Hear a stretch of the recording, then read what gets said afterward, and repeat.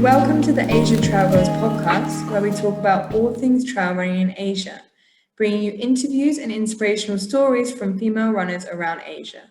I'm Henny, an ultra runner based in Bali in Indonesia. I'm very passionate about all things running related, as running has been key to my personal growth and has shaped who I am today. I'm very excited to bring you our second episode with Veronique Bourbeau. We had a fascinating chat delving into her running resume, how she dealt with her horrible health scare, and how this led her to an ultra runner. We also talk about her amazing upcoming plan to run across Africa, her running achievements, training, and advice. Let's begin. Welcome, everyone. This is the second episode of Asia Trail Girls. I'm very excited to be with our second guest today, Veronique Bourbeau. She's an incredibly inspiring lady with an amazing story and is an amazing athlete. She's Canadian, but based in Singapore and has spent a lot of time living in Asia. She is an ultra runner with a ridiculously huge resume of big events internationally, but also a lot in Asia. And after winning the Malaysia Coast to Coast, it was this year that you won that. Or was it last year? Before COVID. Okay, so last year. Which was 444 kilometers across Malaysia.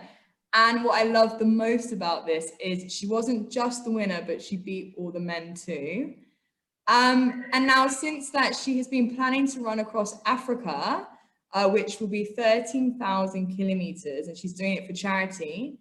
And she will also be the first female to ever do this, getting her the Guinness World Record, which is completely awe-inspiring. So the reason that we have Vera on the show today, the podcast, I really wanted someone with a big story, someone super inspirational. And I was looking around social media and researching, and this article popped up of this Singapore-based ultra runner planning to run across Africa. And I was like, oh, wow, this is amazing.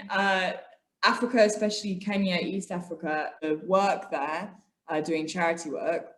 So it's always got a place in my heart. And when I saw this, and then saw your resume of all these amazing running events, I couldn't think of anyone better to come on and be our second guest. So thank you so much for coming on, Vera. And I've introduced you, but please tell us about yourself and introduce yourself for us.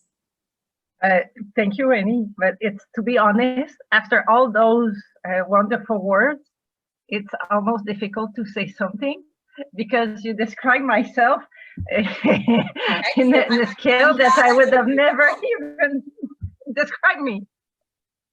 Okay, well, great. Well, that's brilliant. I'm glad I got it all correct. But let's talk about the other side of you, because you're not just an ultra runner, but you also have your own business, and you're a mindset coach, and you have your own business called Veronique Run. Can you tell us a bit about that and why you set that up? Thank you, Rennie, and I'm really proud that you asked the question, because for me it's all about putting all this life together, and being an entrepreneur for me it's really take a big part in my art, and how everything starts, to be honest. I forgot the dates, to be honest. It's somewhere between 2015. We were living in the UAE at that time, and I was working in a really traditional job, 9 to 5. And in fact, what happened is I realized that I was trapped in my own trap. That at some point you go and you work, and you just do what you think you're supposed to do, and you put yourself on autopilot kind of thing. So I was doing this for more than 2 years, and my kids was smaller at that time, and I was still running. So my schedule was wake up at 4 because in the UAE it's really hot, probably more even than Asia. So I wake up at 4. I did my run between 1 and 5 hours depending on the training. I came back, I did my shower, I rush, take the kids at home, at school, I go to work, and at the middle of the day I was so dead that I had to take chocolate. And I work at the Belgium embassy, so it was quite clever because I love Belgium chocolate, so we eat a lot of chocolate, and it was just the fuel that I need to finish my day. But the reality was that I was just living a meaningless life, and the shock was in 2015. I was about to run my second 100 miles. It was in Berlin, and we need a certificate, health certificate, to be sure that we are healthy for the race. So I went there, and the doctor told me, Veronique, I cannot give you the certificate because you have something in your heart. And I was like, oh, it was in my mind. I think I'm not gonna run in my life after that. I cannot even think about this. So anyway, so we managed to have an appointment really quick to the cardiologist, and the cardiologist said that I had a little murmur in my heart from my brain to my heart, and I was like, oh, this was for me like really shocking, but I take it like the best news that I can ever had, because the doctor told me it's really small, so nothing can happen in the short term, but he cannot predict for how long. So he was just saying, do and carry on what you are doing, because my overall health is on top of the league. You get it. So anyway, so I was thinking, okay, I just do it, but you never know what tomorrow can happen. So I was like a big shock, and I said it was like a 30 seconds change life. It's not like 24 hours for me. It was 30 seconds, and it was really clear that at this moment I need to change. So it was clear that I changed job, and one of the back of my mind was always to run further, like to run kind of a country or kind of thing. And one of my role models who always been is Terry Fox. When I was young, I was really inspired by Terry Fox. So I said, okay, why not trying to do what I always dream of?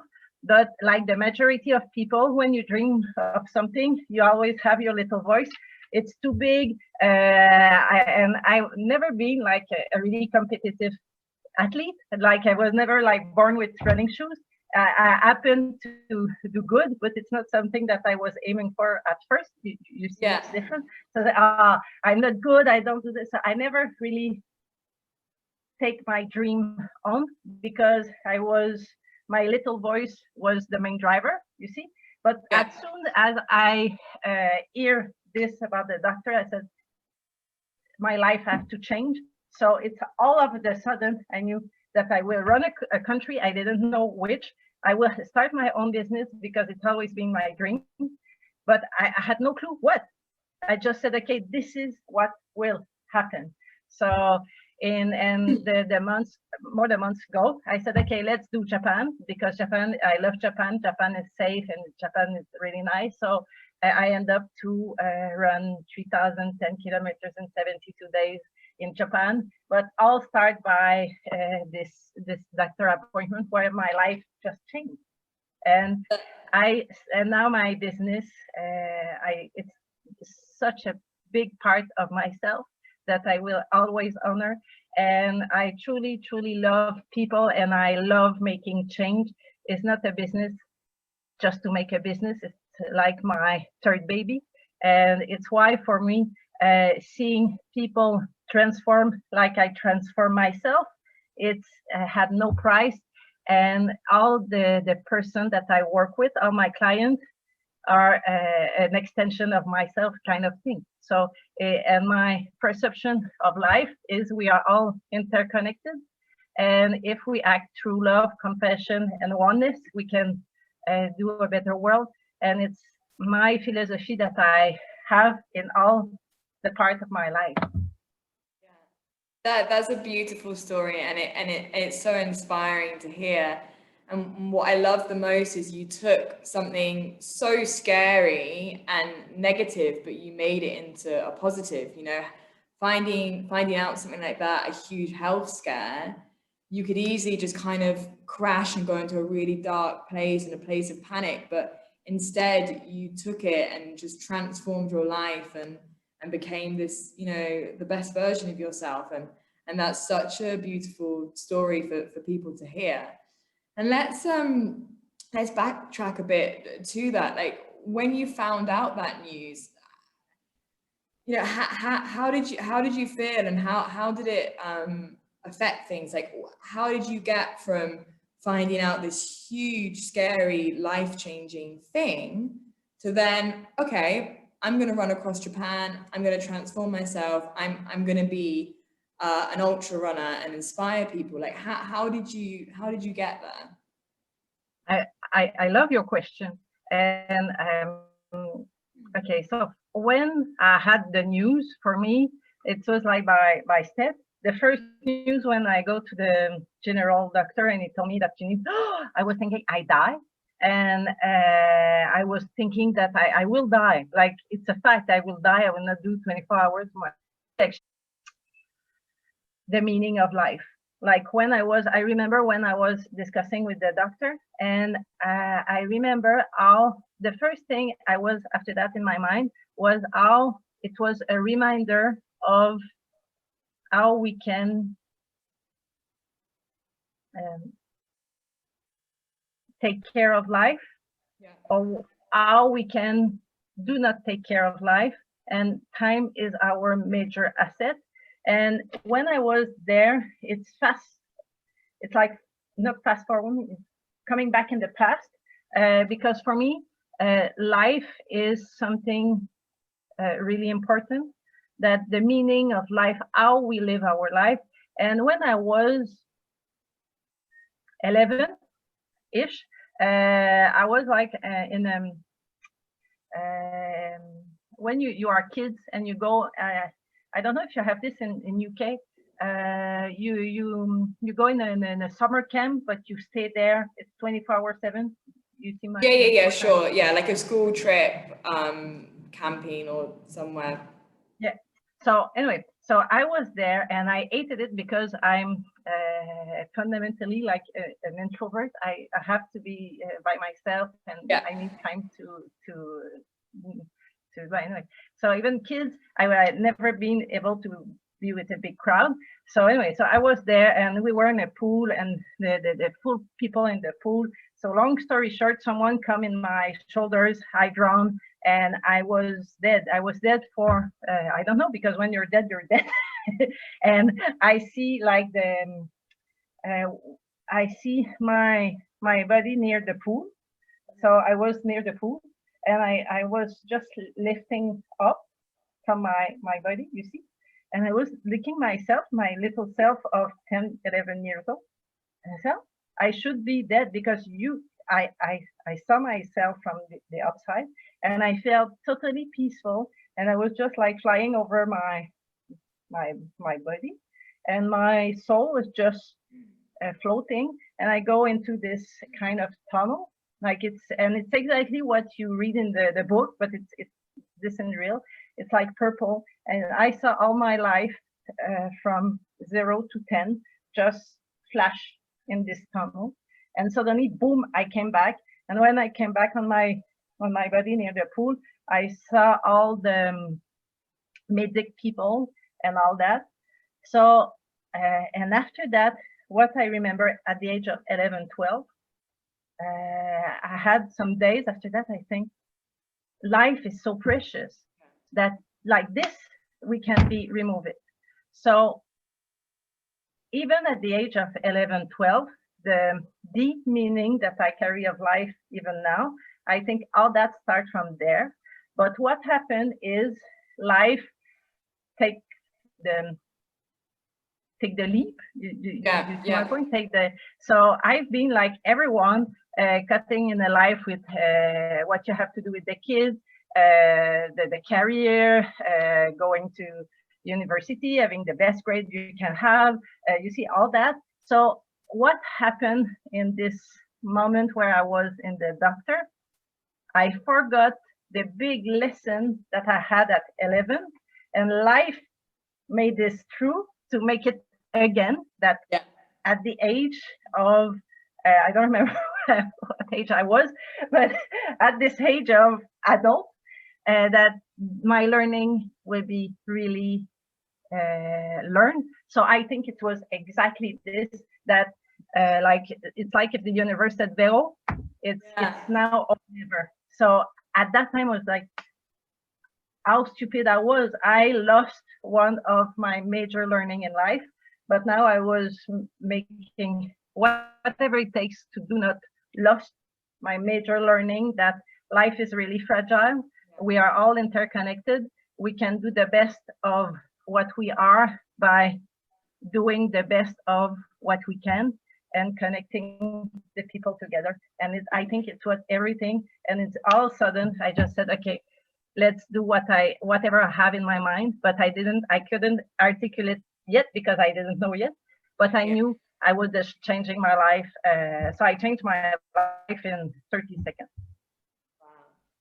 And it's lovely you got the opportunity to do that again. You know, you got that reminder, you got that message. And I think it's so important to remember that it's never too late. You hear often people saying, oh, I'm too old, it's too late for me, I can't do that. And that's never the case. You know, you can always change your life, do something again. Like you've only been running for 12 years, right? And for your resume, that's not long at all. Like what you've achieved in 12 years is insane. And let's talk a bit about that. How did you get into running, and why running? Why ultra running? Because I know you originally started on a treadmill and you did a lot of road running, right? So how did you even get into running, and then now to be doing a lot of trail running and road run and ultra running? It's honestly, it's all a bit random. I start running because I always love sports, and I always have sports just to help my mind, just to stay sane. And I had a time in my life that it was not necessarily the best period of my life. So I said to my husband, just come and bring a treadmill, because one of his colleagues had a really cheap treadmill to sell, and we were kind of arguing, and he said, it's too big, we don't have any place. And I said, I don't care, I will find a place, I just need to do something. And at that time I always loved travel, so I said, okay, the only sport you can do everywhere is running. Even though if I was really, really scared of running at first, because for me, all the runners was too much professional, all the fancy clothes and all that, and I cannot even do that at their standard. So I said, okay, let's just start running for my mental sanity. So I gained, so we had the treadmill, and I didn't know how to run. Like I didn't have my only shoes was like a shoes really, really old, was enough running shoes with all on it. It was like trash. And I didn't have like fancy t-shirt. It was just cotton t-shirt. It was awful, but I didn't really care. So I said, okay, let's just start running. And at that time, internet was not that efficient as now. So I Googled how to start running, and I pop up with this running walk thing. So I said, okay, let's try to see if I can go until 45 minutes. And 45 minutes, let's see how it goes. So after, I think it took me like 3 months, 2 months, something, anyway, to go to 45 minutes. And I said, okay, at 45 minutes, I can have my own running shoes. So after 45 minutes, I got my first running shoes in a running boutique. So I discussed with the guy, and I said, okay, what can I do next with running? Because running in a treadmill is kind of boring at a certain point, but running in around without goal is also boring. So he showed me a book, how to do a marathon from beginner to expert. So I was looking the book, and oh, that's good. I can, and I didn't even look the 10K. I was looking the marathon, and I said to the guy, okay, can I start the marathon? And he looked at me with big eyes and said, you know that even expert people cannot do a marathon. But I said, the book is written for beginner to expert. I will follow the beginner plan. And I will try to see what happens. Wow. And the guy tried to convince me that I like, no way, like I can do that. Like I remember his eyes. You need to go back and find that guy and tell him now what you do. That would be like amazing, you know, if he's listening to this and be like, oh, you know, I just won 444 kilometers last year. Yes. That's amazing. So I bought the book, and I did the training religiously. And when I look back, I think it was one of the most difficult training that I ever did in my life, because the kids was little, so and we were both working, so it was like the challenge with the schedule, wake up really early, make sure that everything. But the fact is, I did it. I did it from nothing. I bought the book. The next day I was training, and 6 months after I was doing my first marathon. Wow, that's amazing. And like I say, yeah, I wish someone could have told you back then as well, when you bought that book and you were starting, like, you know, what you'd be doing now. Like it's amazing. And it's so nice to see those small little things that you make and those steps that you make can actually lead to something huge, you know. And now this is your life. And I love it. And let's jump straight and talk about your Africa mission, because I'm so excited about this. I've always been interested in running across countries, and especially doing it for a cause and helping as you go. And your plan isn't just to run across Africa. You're also gonna be doing charity work along the way. So you are affiliated with the charity Guinness. Yes, and now I mostly work with a business, a social business. The name is Nanofilter. It's massive, and I will. The most of my work will be with them, because why them? And it's probably why Africa. It's because before I start running, and in fact, the running came in my mind because I was in Africa doing some voluntary works 20 years ago, maybe something like this, no less than 15. Anyway, so I was in Senegal, living in a family there, and what was really shocked me is their relationship to water. The family where I was living in didn't have any water itself. They had, the family that I had kind of a sink outside of their house, but the water coming was not clean. But they were kind of lucky because they didn't have to walk a few K to take water. But what I did when I was in Senegal is I walked with them. I came back with this water on top of my head. It's insane. You cannot even imagine what those people have to pass through. We are Western people.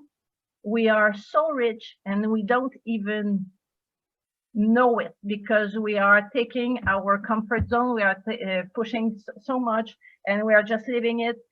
We don't think that the other side of the world can live differently. So when I was in Senegal, I was so shocked just by the non-access to water, that I knew that I would be back in Africa doing something related to water. So it's why when I decided to make this project, it was clear that I need to do something with water. So I take months to research, and it's just recently that I have this collaboration with this Ilonga and Nanofilter, which are I have no words to express how privileged and how lucky I am to partner with them, because Ilonga's goal is to give water to everyone in Africa, and he is on the way to make it. And himself, he suffered when he was young from illness through water. So being there and represent his work is for me massive. So what we will do is we will construct, but he will, with his nanofilter guy, will build some water station in every country where I will run in. So that means that when I will run, water station will be coming in. So can you imagine now that I have this partnership? Every day that I wake up, I feel that my life is so meaningful that I cannot wait to go, because my goal in life is to make impact and to, like, with just my little two legs. But if I can impact the most people as I can with creating a better world with water, it's the best life that I can even dream of. Yeah. And I had a similar experience to you in Kenya. I was living and working in the Masai Mara, and yeah, they had to walk sometimes 10 kilometers a day to go and carry these huge buckets of water back, and they weren't clean. You know, they were going to get dirty water, and it was just awful. And I always said the same thing as you, like, I really will go back and help one day. And that's where, when I saw you doing this, I was like, oh wow, this is amazing. And just to go back to talk a bit about nanofilters. So for everyone that's listening, so nanofilter, correct me if I'm wrong, is kind of a cheap, easy filtration system, and it's made out of sand, and it stops debris and bacteria and stuff coming through, and it's a really simple, amazing initiative. Yeah. And this Dr. Aqua, is that his name? Yes. He's, like you said, he's doing amazing things, and at the moment he's helping, I think, 500,000 people a day, like giving them clean water. And now his aim is 100,000 a day. And the fact that you've teamed up with him and that you're doing this while running is just an amazing initiative. So I'm so excited for you. And in fact, I work really closely with Ilonga. So every week we are meeting each other. He helps me for the run, and we help each other to, like, for the fundraising. You have no clue how it's helped life to work with people who just want to make a difference. It's like that makes my day-to-day life meaningful, because if I'm on this world to make this happen, let's talk about the planning and logistics of Africa. When is that happening? Okay, so now we are on a big fundraising time. The first weekend of December, if you want, I can share you the link. It's yes. The first week of December. We put a live event to have the most fundraising as we can. So, and during this fundraising will be on our run and for the water station, because we work closely together. So hopefully in December, all the money will be raised. And on my side, I also work on finding more sponsorship.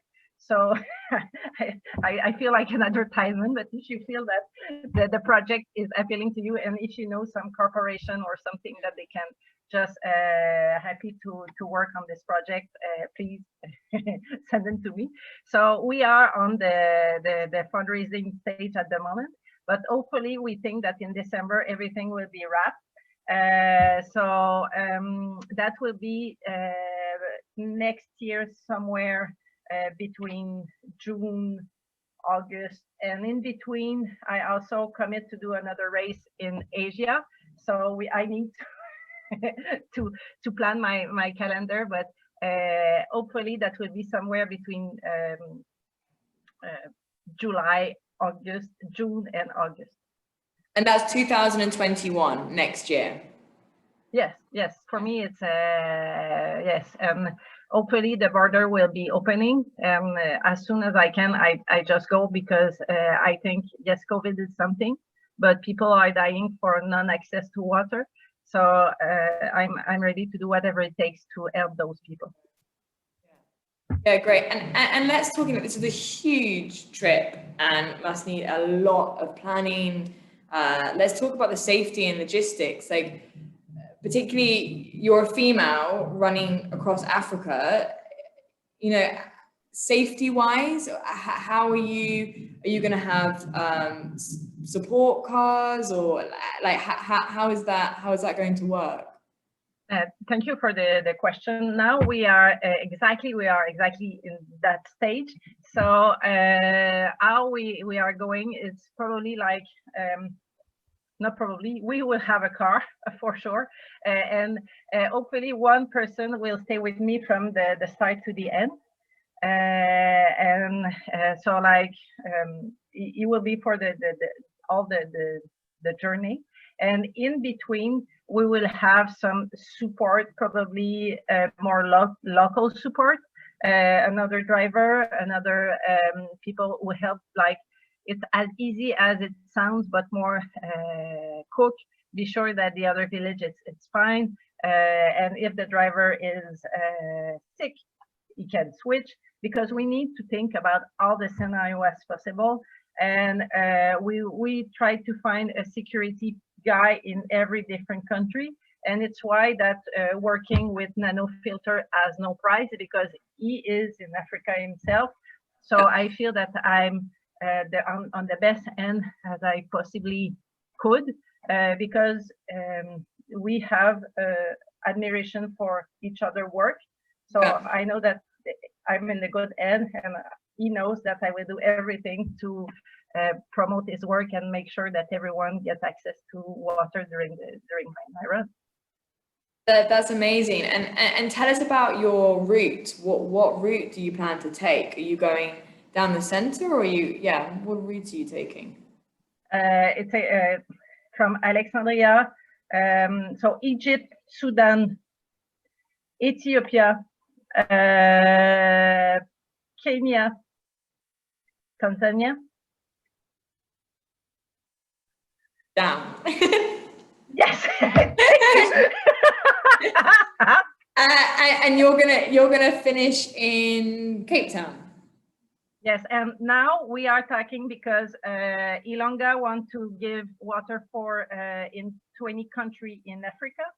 So I might make a detour to give water to 20 countries. So and all that will be defined in December, because what I feel inside is you cannot start something and said, okay, after 13 I let you go, because the goal is, yes, the run. But for me, running, it's almost like an excuse, because when you run, you are totally yourself. Like, see, you don't have fancy makeup, you smell. And when you run, you are just you are raw, you are who you are truly.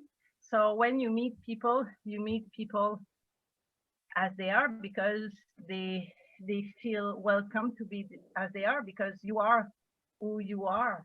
Yeah. So it's like the magic happens. So, and it's another goal of my run is to create the more meaningful and real human connection with people, because I'm, like I said first, I'm truly passionate about people. So for me, when you think about a symbolic thing, you need water to live, and we are all interconnected, so we need all water, and we all need each other to have a meaningful life. So during the run, hopefully we will have a filmmaker to film. It's not about me, it's about them. So to film, but for me, it's really important that the people realize, because sometimes when you think about Africa, people say, oh yeah, they are PT, they don't have money, they have a lot of illness. Yes, maybe, okay, but no, because I never met people so lively, so happy to be alive. I remember when I was in Senegal, they had no money. They probably don't know what they will eat the day after, but they were inviting me for dinner. We were dancing together. It's something that I never seen in Western countries, never. So it's what I want to show to people, that Africa is not what you think it is. Yeah. They don't need external thing. Yes, they need money to bring their standard high. It's why I'm here. But they don't need anything, because they can do everything with what they already have. And it's another thing why for me it was really important to team up with someone who is Africa, because Ilonga know his people, know what his community need. So I'm just here in the bridge between the West and the East to make the world a better place. So for me, as maybe cheesy as it can, love, compassion, and oneness is the base of who I am, and it's how I'm committed to live from now until my last day.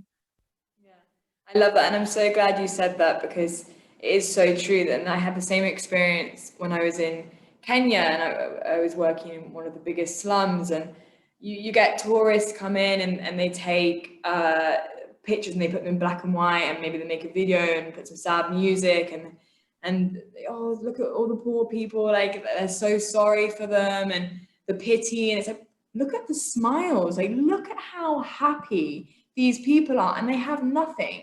Like the kids are having the best time of their life playing with a rubber tire, and they're inventive, they create their own musical instruments, like, and it's so nice to be reminded of that. Yes, they need money, they need support, but like you said, you know, they are the loveliest people. And I was trying to travel across Africa, and I was doing different things, and everyone kept saying to me, oh, you can't do that because you're female, you're on your own, it's dangerous. And I'm like, of course there are dangerous factors, but at the same time, they are the loveliest, friendliest people, and the most welcoming. Yeah. Yes, and I have so many. I will stop it because I have so many memories when you say that. Yeah. So true. That you need another episode just on this. Yeah. And so, but let's go back to the logistics. So let's talk about running, because obviously that's what you're doing. And I want to say, I love what you said before. Oh, I think I'm just going to do a casual detour at the end, you know, 13,000 kilometers isn't enough. We'll just go to another country. But with the running side of things, like, have you got a goal to do it in a certain time? Are you doing a certain amount of kilometers every day? Are you running every day? How does that work?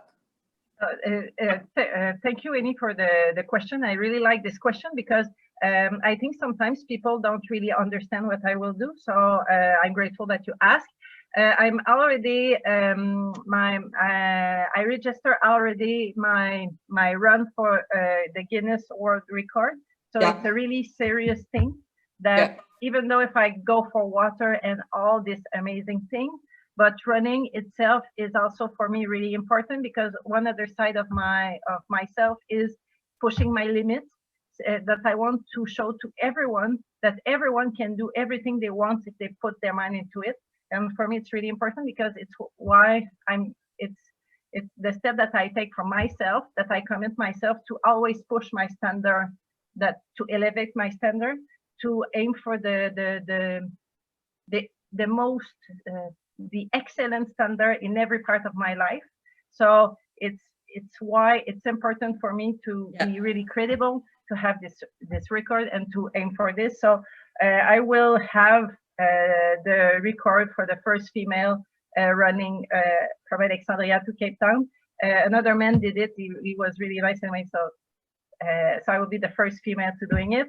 So for me, it's really important to show that even though if I have all this human, and it's for me the first reason, but on the other end, it's also important to see for the rest of the world that my standard is high and I will never settle for less than excellence.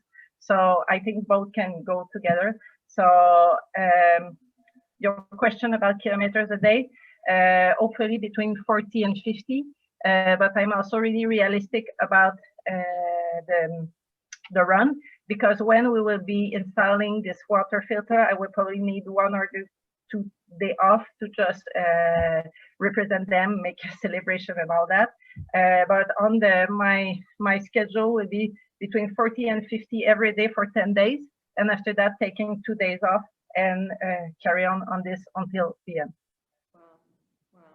And this must take, we've talked about the planning side of it, but training wise, what does your training look like? I'm especially interested because during the pandemic, how has that affected you? And also your Singapore base. And I know there are trails and things, but it's mainly road running in Singapore.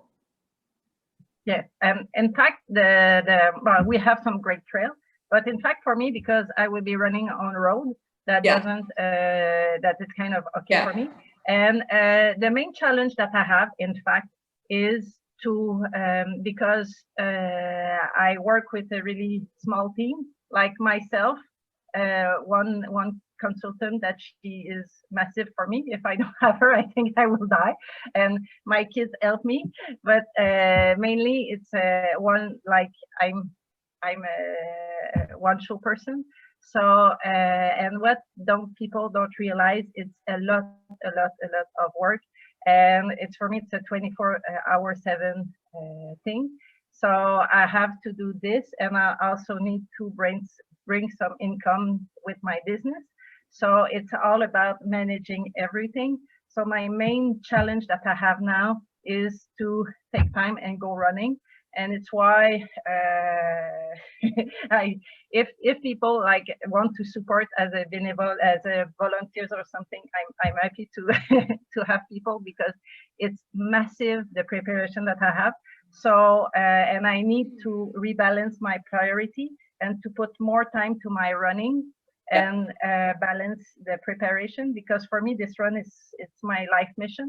So I put everything on it, but at the end of the day I struggle to running. But anyway, day in, day out, I try to have 100K a week.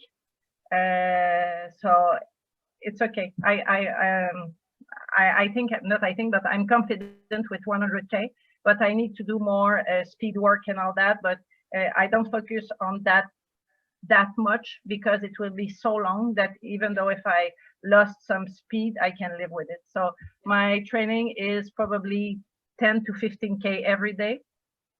I do some gym, some weights and all that 3 times a week.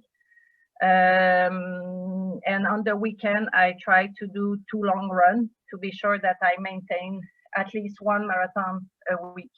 And the other one is probably 30 to 40K the next day. Wow, that's a lot. that is a lot. And how does your body deal with that? Like, let's talk about nutrition and recovery. What do you do to recover and maintain that?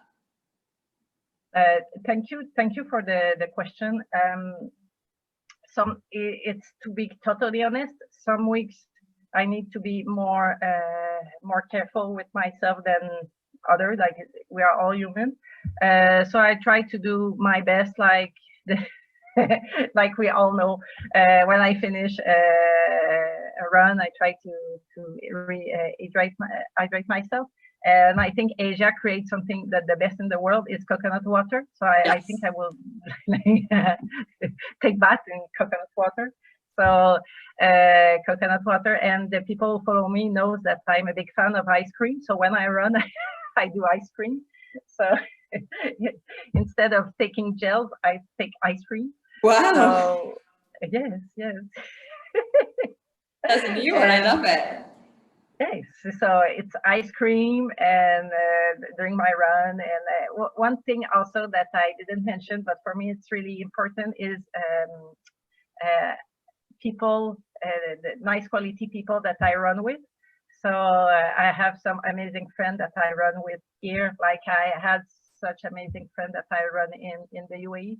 So I think it's the most the best bonus that you can have is the people that you met, and you become really strong friend, because when you run, you pass so many times with them. You are able to talk, to feel the silence, to have good time, like that create just strong bond with people. So I'm really privileged to have some amazing friends here in Singapore, and like I had before in the other country where I was living. Amazing. And let's go back again and talk about other races, because I really want to hear about Japan. So you ran across Japan, and you brought your daughter along with you. Can you tell us about that? I think it was 3,000 kilometers. No. In fact, it was 3,010, because I get lost. So the 10K are really important.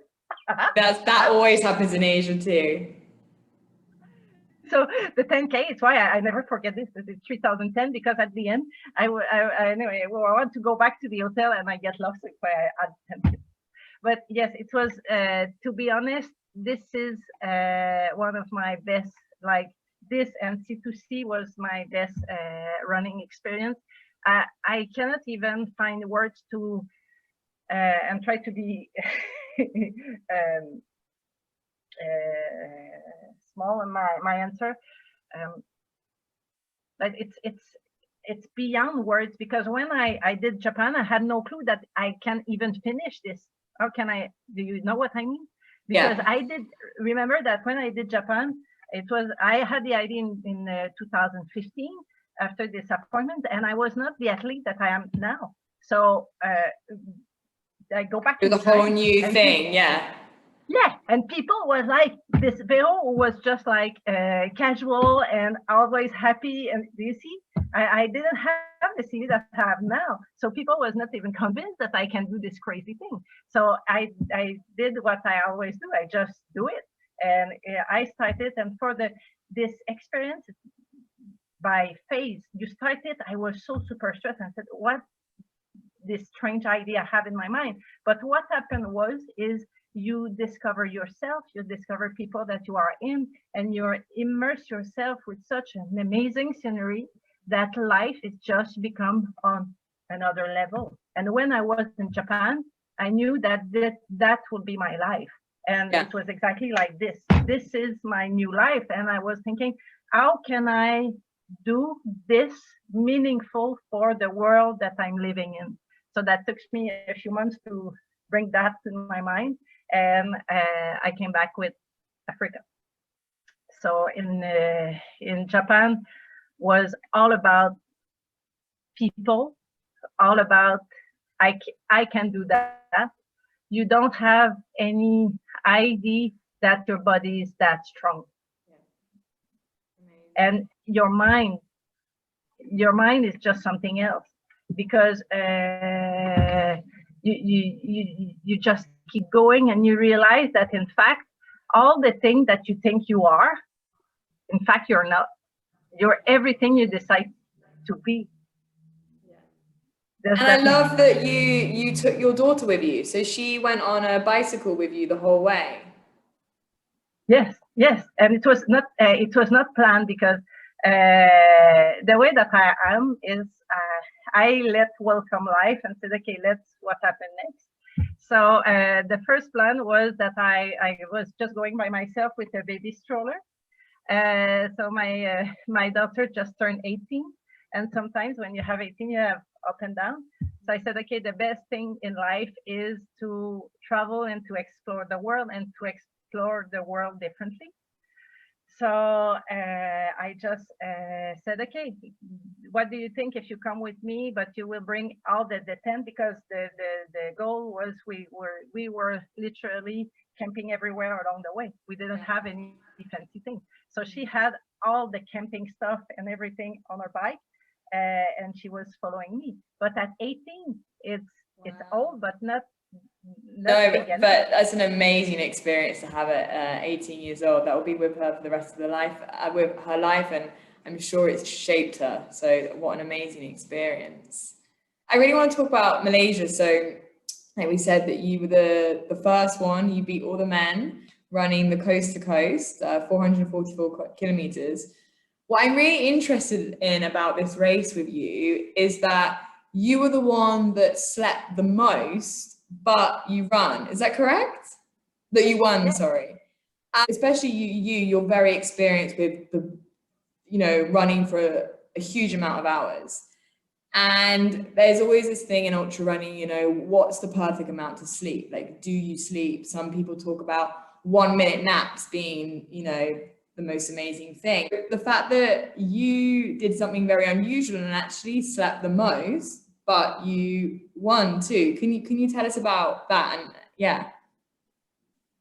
Okay. This C2C will always have a special place in my heart. So why your question is how I did it. In fact, like I said before, I never plan a race to win. Never ever. Even like last year, I had like kind of a strong years with I won different races in Asia, But C2C, it's 444K. It's a long way, and you don't know what will happen in this. So I had no clue what to expect. And in reality, the fact was I was the last one for probably the first 2 days. Yes, I was the last one, and everyone was trying to compete and to be fast and all that. And I remember my husband told me, you should like going fast. And I said, no way, I will not speed up. And I said, why? Because all those people will burn out and I will carry on. And it's exactly what happened.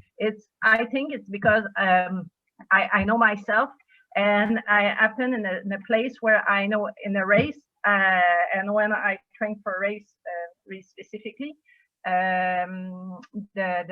the race strategy for me, it's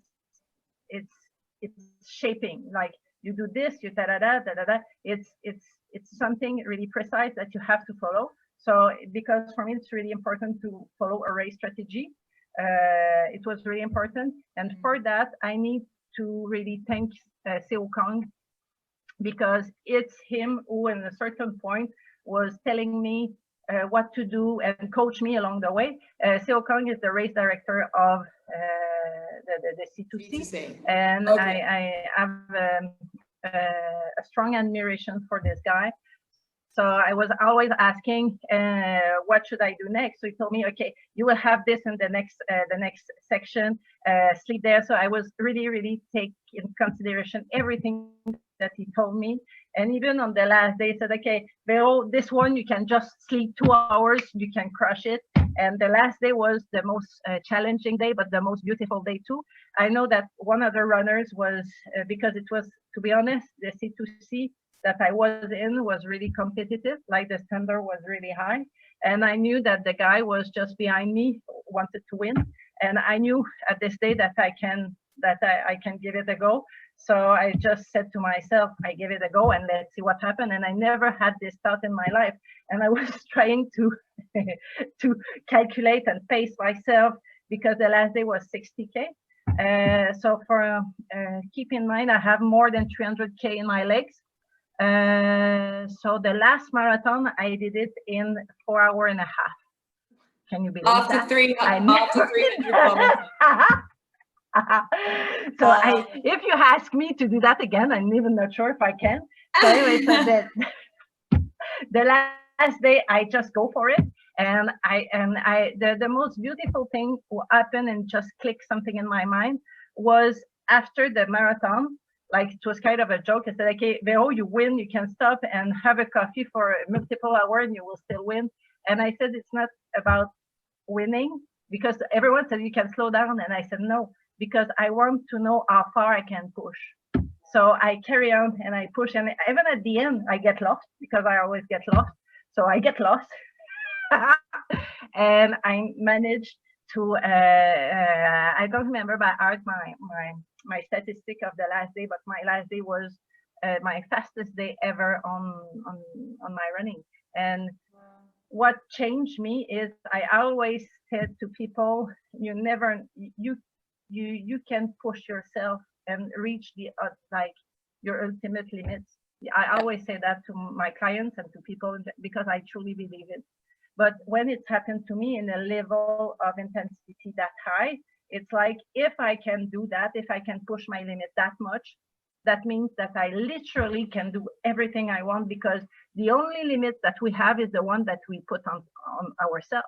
And if I look the last day of C2C, the last day of C2C for me was all about a personal transformation. I was definitively not the same Vero at the end of C2C than the one who started. It's really common in ultra running that, everyone goes through a dark patch. How do you get yourself through those dark patches? Thank you for the question. Okay, it's for me, that sounds honestly really cheesy. Okay, but this is my recipe. I'm just grateful to do what I'm doing. That's it.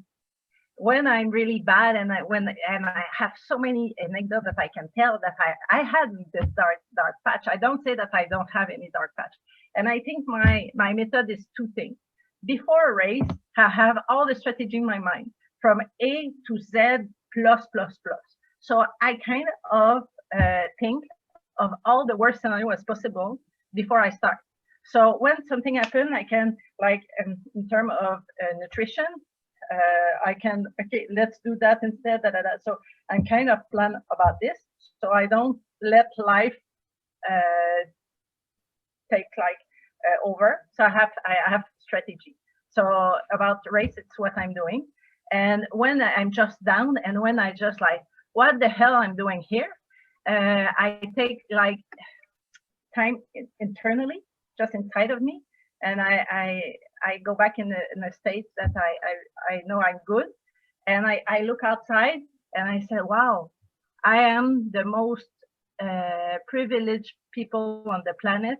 Who else can say that they can run forever for like 98 hours, and like it's the life, like the outside life stuff.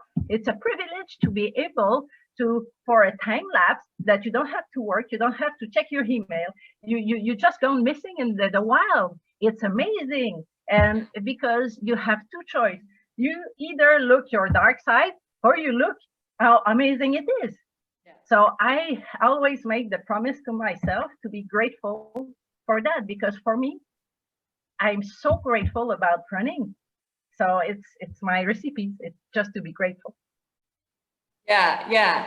And let's do one final question. What tips and advice do you have for our listeners? Because obviously you're a mindset coach, and that's what you do. You help people develop themselves in their running or their lives. And we're going to have lots of beginners that are probably listening to this and thinking, oh, I would love to do that, but how do I begin? How do I start?